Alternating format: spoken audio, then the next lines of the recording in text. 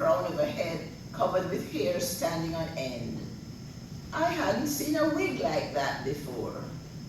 Every now and then she took a sip from the bottle of water she was carrying. I wondered whether we all had simply been walking around dehydrated before the Americans announced that this was a healthy habit.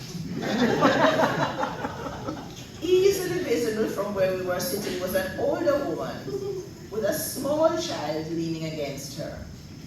Both my neighbor and I turned as the woman suddenly started to talk, as if oblivious of the fact that she was addressing us.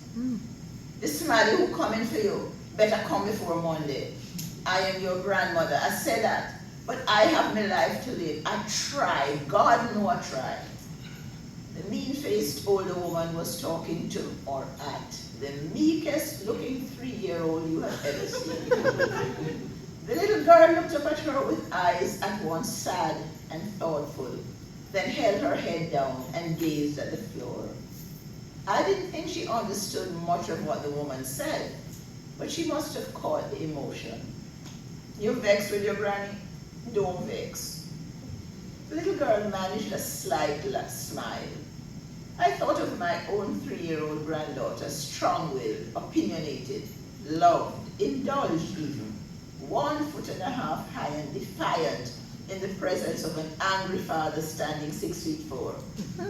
I recognize it as the kind of fearlessness that takes people confidently through an uncompromising world.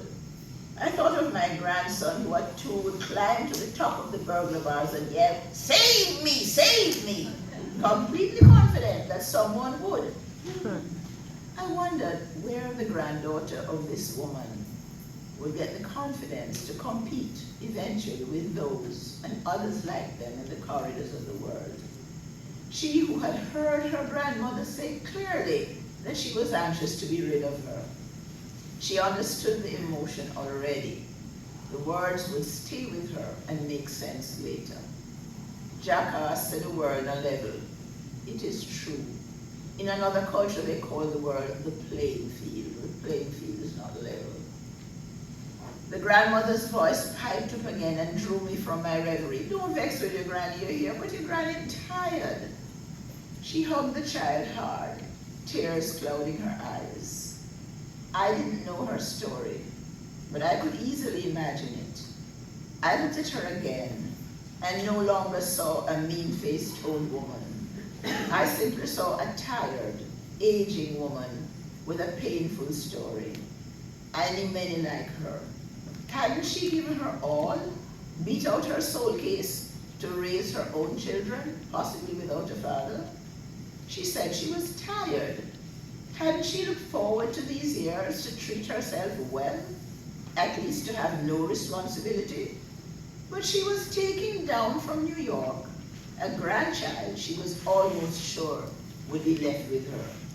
She had flattered herself that they had sent the ticket so she could have a holiday. Why was she so gullible? The truth became clear soon enough.